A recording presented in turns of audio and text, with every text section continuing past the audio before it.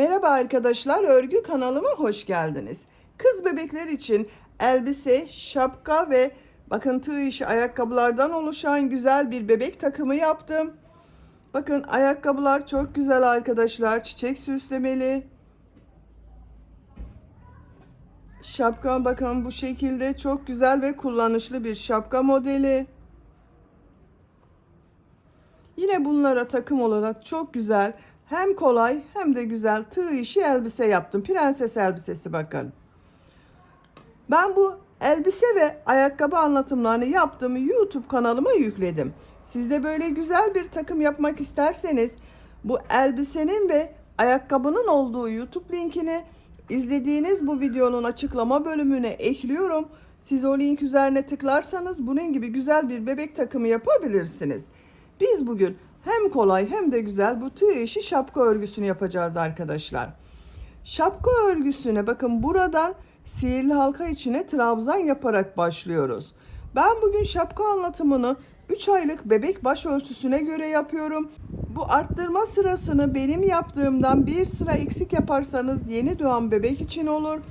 Bu arttırma sırasını benim yaptığımdan bir sıra fazla yaparsanız 6-12 ay arası çocuklarınız için olur. 2 sıra fazla yaparsanız da 1-2 yaş arası çocuklarınız için olur arkadaşlar.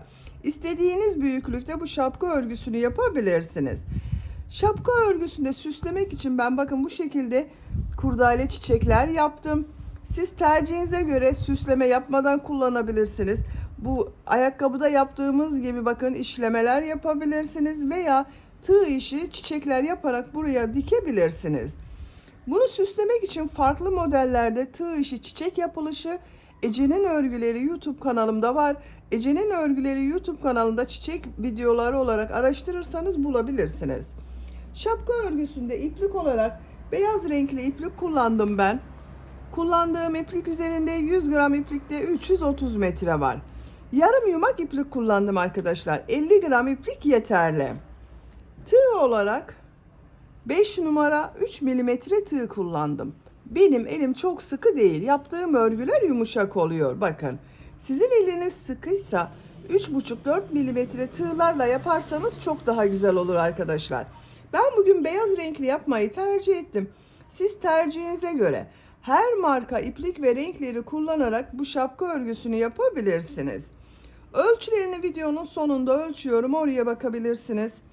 İpliği tığı hazırlayalım. Hep birlikte bu kolay ve güzel şapka örgüsüne başlayalım.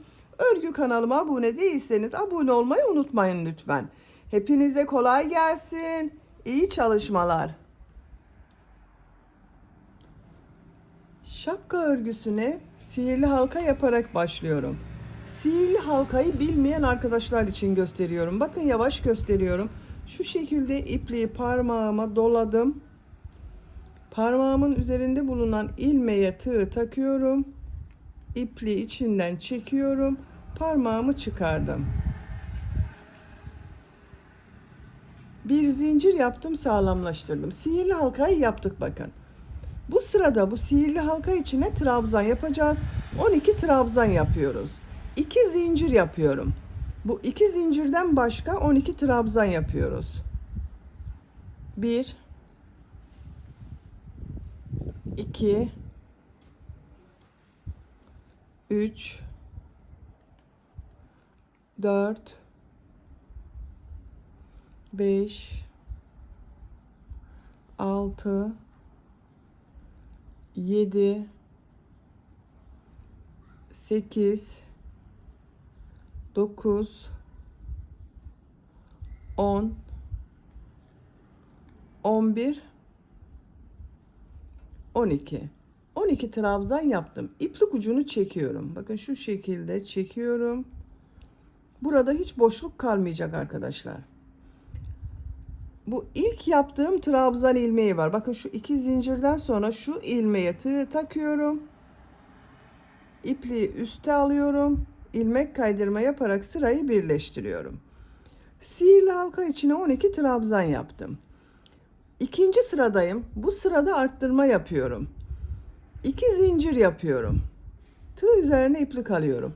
Şu ilk trabzan bakın şu şekilde tığı boşluğa takıyorum. trabzan yapıyorum. Çok sıkı yapmıyorum bu trabzanı. İkinci ilmeğe bir üzerine trabzan yapacağız. Bir de boşluktan alarak trabzan yapacağız. Bakın ilmeğe bir trabzan yapıyorum. Şu şekilde aynı ilmeğe bir de trabzanı boşluktan alarak yapıyorum. Bir trabzan üzerine iki trabzan yapmış olduk. Bakın şu şekilde ilmek üzerine bir trabzan yapıyorum. Aynı ilmeğin trabzanı boşluktan alarak trabzan yapıyorum. Her trabzan üzerine iki trabzan yapmış oluyoruz arkadaşlar.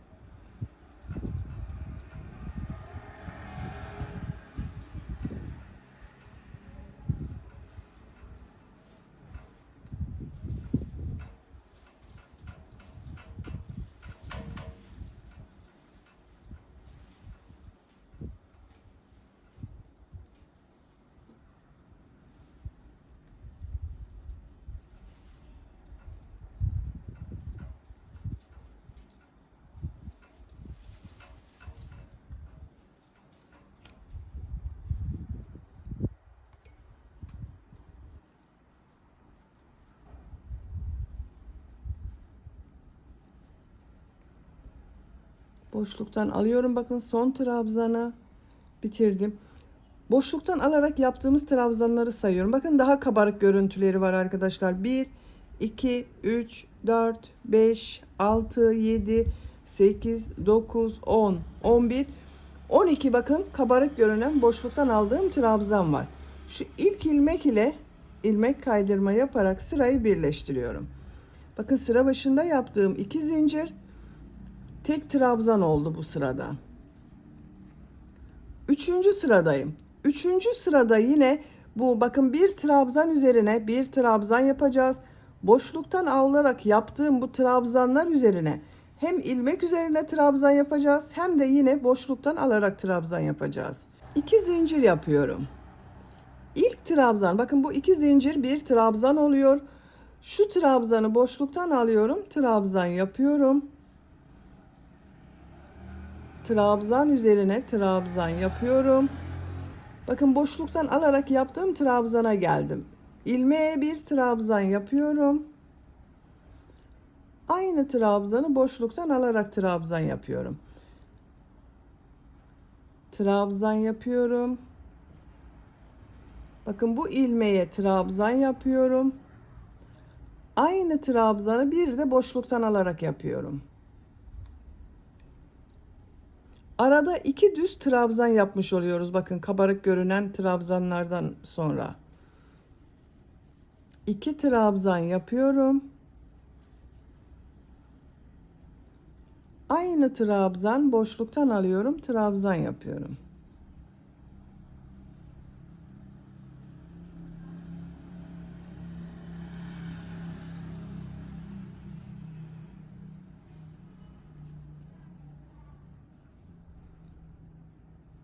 Sıra sonuna kadar devam edelim.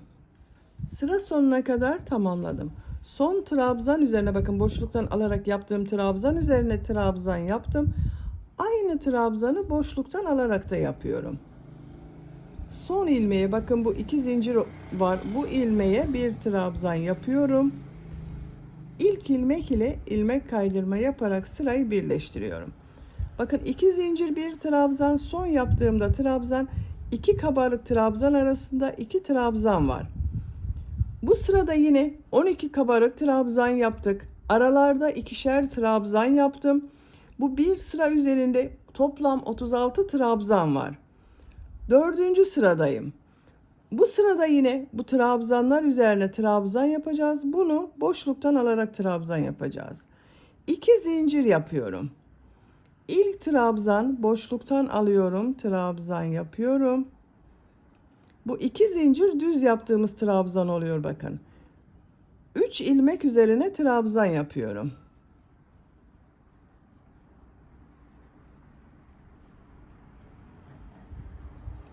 Bakın bu son yaptığım trabzanı tekrar boşluktan alarak trabzan yapıyorum.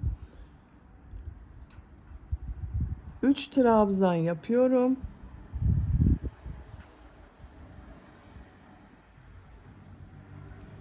Bu son yaptığım trabzanı bakın boşluktan alarak trabzan yapıyorum. Bu hep bu şekilde devam ediyor arkadaşlar. Bakın boşluktan aldığımız devam ediyor. Arada 3 trabzan yapıyoruz bakın bu sırada. Sıra sonuna kadar devam edelim. Sıra sonuna kadar tamamladım. Son trabzan bakın boşluktan aldım trabzan yaptım. Burada 2 ilmek var. Bu 2 ilmek üzerine trabzan yapıyorum. Şu ilmek ile ilmek kaydırma yaparak birleştiriyorum. Bakın burada da 1, 2, 3 trabzan oldu arkadaşlar. Bakın yine 12 kabarık trabzan yaptık. Arada 3'er trabzan yaptık. Bu 4. sırada bir sıra üzerinde 48 trabzan var. 5. sıradayım. 2 zincir yapıyorum. İlk trabzan boşluktan alıyorum, trabzan yapıyorum. Bakın 1, 2, 3, 4 ilmek üzerine trabzan yapıyorum.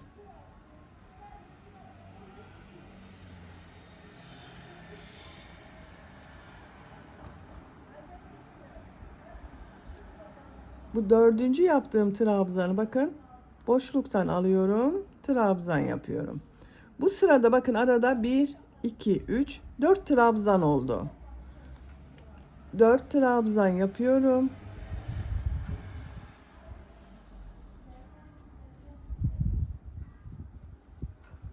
Bakın şu son yaptığımız trabzanı hem ilmek üzerine trabzan yapıyoruz arkadaşlar.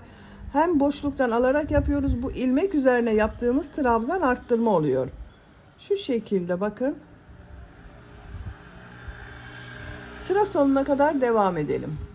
Sıra sonuna kadar yaptım. Son trabzan bakın boşluktan aldım trabzan yaptım. Burada 1, 2, 3 ilmek var. 3 ilmek üzerine trabzan yapıyorum.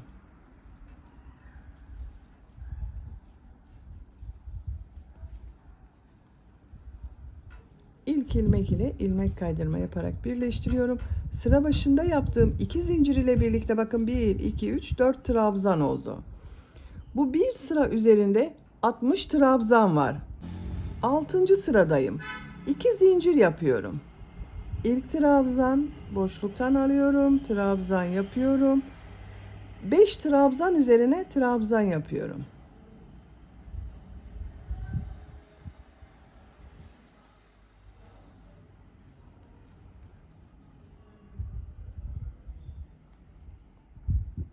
Aynı trabzan boşluktan alıyorum, trabzan yapıyorum. 5 trabzan yapıyorum.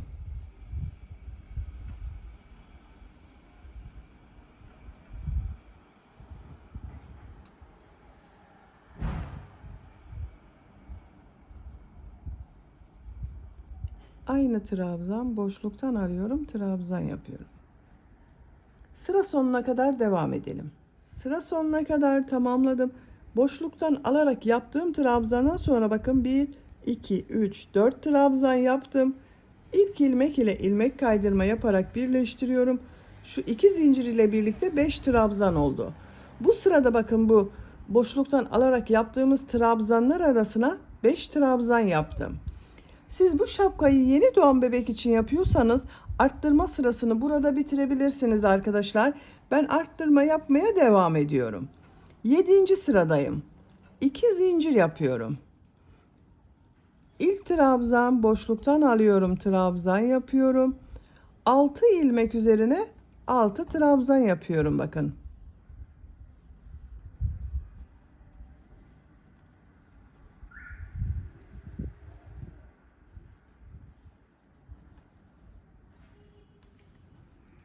Altı trabzan yaptım. Son yaptığım trabzanı boşluktan alıp trabzan yapıyorum. Bu sırada bu bakın boşluktan alarak yaptığımız trabzanlar arasında 6 trabzan olacak. Sıra sonuna kadar devam edelim. Sıra sonuna kadar tamamladım. 5 trabzan yaptım. İlk ilmek ile ilmek kaydırma yaparak birleştiriyorum. 2 zincir ile birlikte 6 trabzan oldu. Arttırmaları ben burada bitiriyorum arkadaşlar. Bakın 7 sıra yaptım. Birinci sırada 12 trabzan yaptım.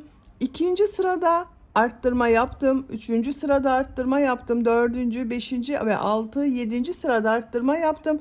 3 aylık bebek için 7. sırada arttırmaları bitirdim.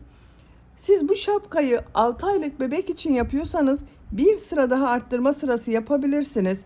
Boşluktan alarak yaptığımız trabzanlar arasında 7 trabzan yapılacak arkadaşlar. Bu şekilde daha büyük de yapabilirsiniz. Bu yaptığım son sıra üzerinde 84 trabzan var. 3 aylık bebek için yapıyorum. Bu 84 trabzan yeterli. 8. sırada her ilmek üzerine trabzan yapıyorum. Artık arttırma yapmıyorum. 2 zincir yapıyorum. Bakın ilmek üzerine trabzan yapıyorum. Diğer ilmeklere trabzan yapıyorum.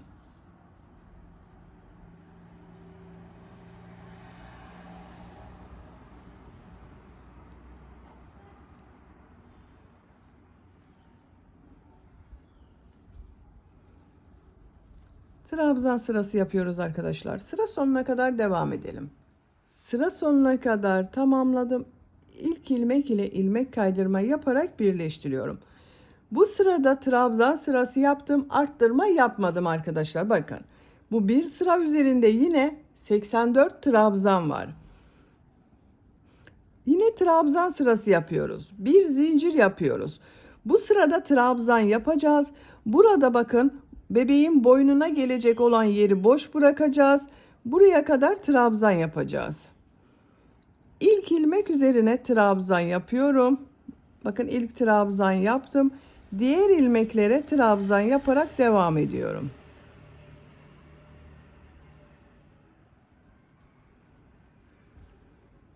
Bakın 1, 2, 3 grubu boş bırakacağız. Şuraya kadar trabzan yaparak devam edelim. Buraya kadar bakın trabzan yaptım. Burayı boş bırakıyorum.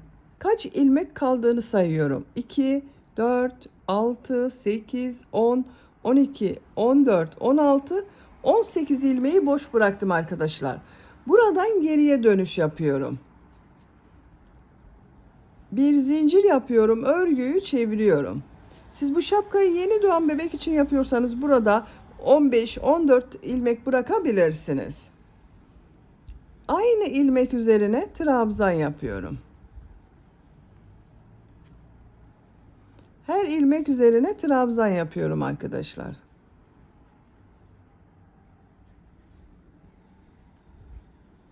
Sıra sonuna kadar devam edelim. Sıra sonuna kadar tamamladım. Bir zincir yapıyorum. Örgüyü çeviriyorum. İlk ilmeğe trabzan yapıyorum. Diğer ilmeklere trabzan yaparak devam ediyorum.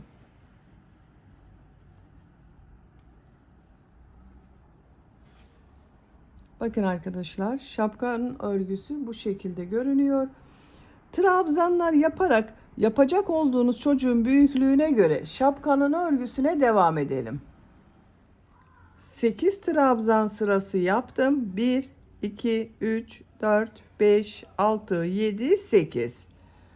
Ben bugün bu şapkayı 3 aylık bebek için yapıyorum. 8 sıra yaptım. Yeterli arkadaşlar.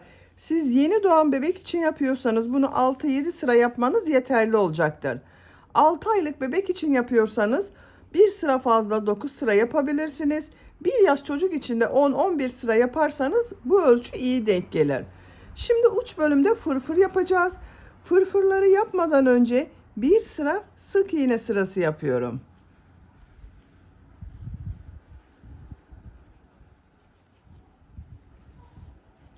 Bütün ilmeklere sık iğne yapıyorum.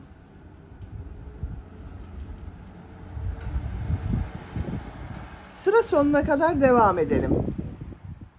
Sıra sonuna kadar sık iğne yaparak tamamladım. İpliği kestim. Şimdi fırfır bölümünü yapacağız. Fırfır bölümünü düz taraftan yapacağız arkadaşlar. Buradan başlayacağız.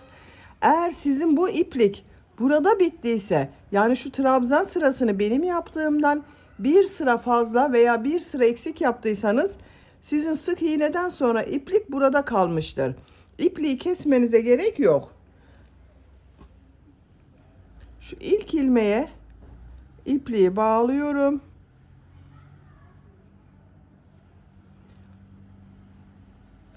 İlmek yaptım. İlk ilmeğe sık iğne yapıyorum.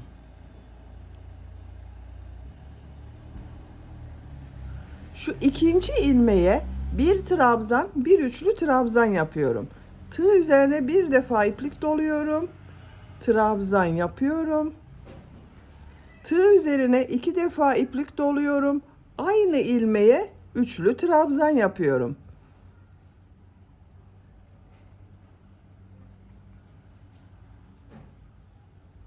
Bakın bir ilmeğe bir trabzan, bir üçlü trabzan yaptım. Tığ üzerine iki defa iplik doluyorum. Artık her ilmeğe iki defa üçlü trabzanlar yapıyoruz. Şu ilmeğe iki üçlü trabzan yapıyorum.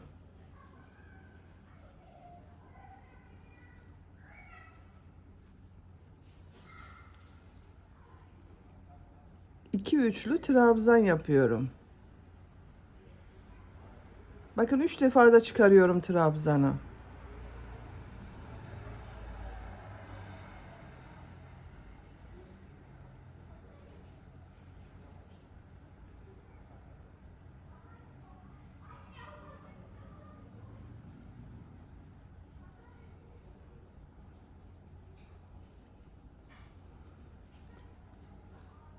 Her ilmeğe iki üçlü trabzan yaparak sıra sonuna kadar devam edelim. Sıra sonuna kadar tamamladım. Sıra sonunda 2 ilmek kaldı bakın. Sıra başında ilk ilmeğe sık iğne yaptım. İkinci ilmeğe bir trabzan, bir üçlü trabzan yaptım. Burada da aynı yapacağız arkadaşlar. Tığ üzerine 2 defa iplik doluyorum. Şu ilmeğe bir üçlü trabzan, bir trabzan yapıyorum.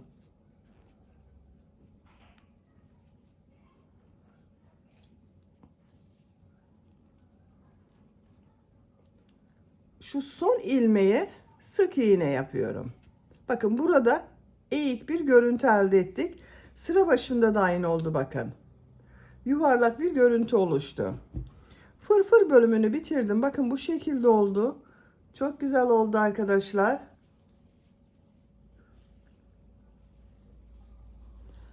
Şimdi şapkanın bu boynuna gelecek olan yerde sık iğneler yapıyorum.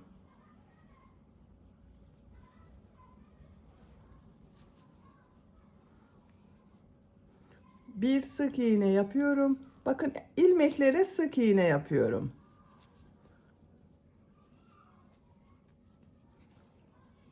Bu sık iğneleri yaparken arkadaşlar bakın şu trabzan sıralarında bir sırada 2 sık iğne yapıyorum. Bir sırada bir sık iğne yapıyorum.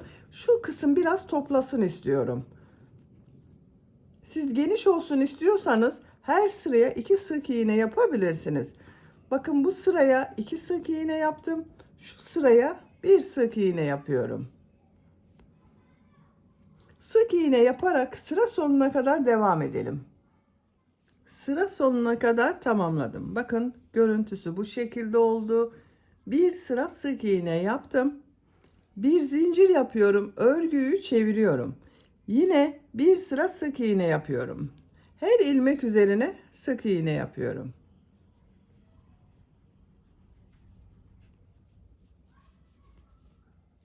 Sıra sonuna kadar devam edelim. Sıra sonuna kadar sık iğne yaparak tamamladım. Bakın görüntüsü bu şekilde oldu. Bir sıra daha sık iğne yapacağız arkadaşlar. Son sıra sık iğneyi yaparken bir ip kordon buraya, bir ip kordon buraya yapacağız. İlk ip kordonu buraya yapmak için zincirler yapıyorum.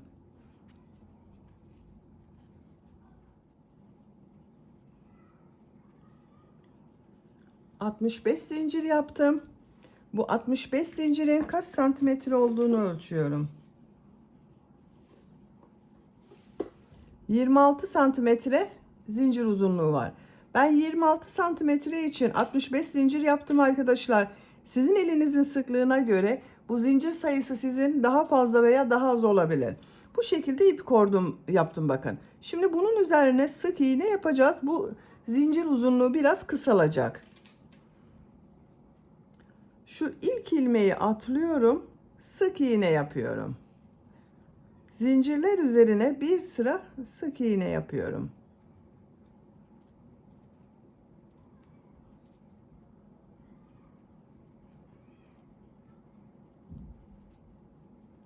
Sıra sonuna kadar devam edelim.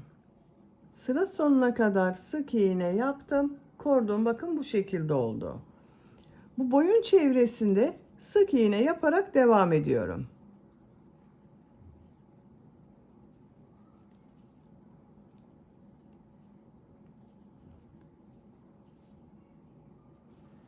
Sıra sonuna kadar devam edelim. Sıra sonuna kadar bakın sık iğne yaptım. Buraya da burada yaptığımız gibi ip kordon yapacağız. Bu ip kordonu kaç zincir yaptıysanız buraya da aynı sayıda zincir yapıyoruz. Ben 65 zincir yaptım. Buraya da 65 zincir yapıyorum. 65 zinciri yapalım. 65 zinciri yaptım. Bir ilmek atlıyorum. Sık iğne yapıyorum. Sık iğne sırası yapıyorum.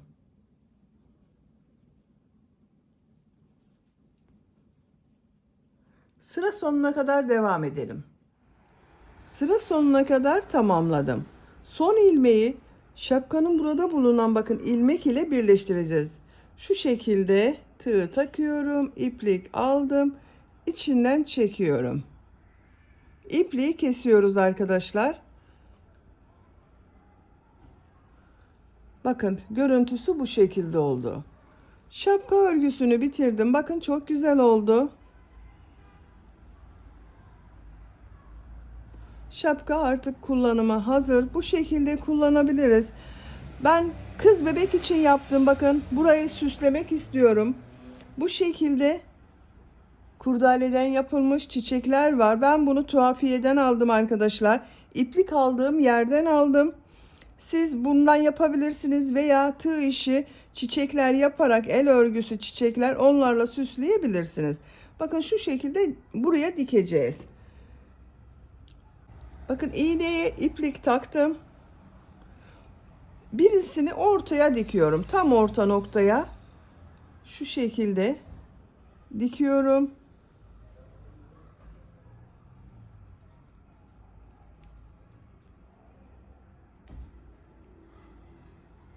Siz silikonla da yapıştırma yapabilirsiniz.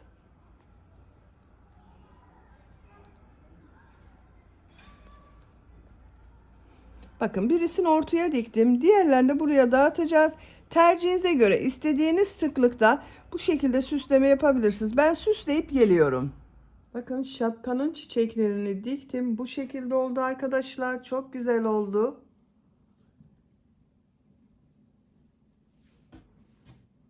Bu şapkanın bebek başında nasıl göründüğüne bakalım. Bakın bu şekilde bir bebek mankenim var. Bu bebek mankenin baş ölçüsü 3 aylık bebek ölçüsünde. Şu şekilde takıyorum.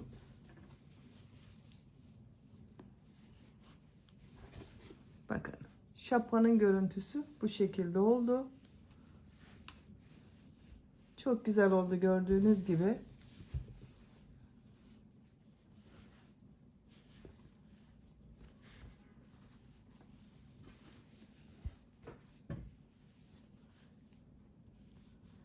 Bitmiş olarak ölçülerini söylüyorum. Başlangıçtan bu fırfırlı bölümün uç bölüme kadar olan yüksekliği ölçüyorum. 16 santimetre. Bu baş genişliğini ölçüyorum. 16 santimetre. 3 aylık bebek için yaptım. Bu şekilde oldu arkadaşlar. Çok güzel oldu bakın. Beni dinlediğiniz ve izlediğiniz için hepinize çok teşekkür ederim. Örgü kanalıma abone değilseniz abone olmayı unutmayın lütfen. Sizlerle yeni örgülerde görüşmek dileğiyle. Hoşça kalın, sevgiyle kalın.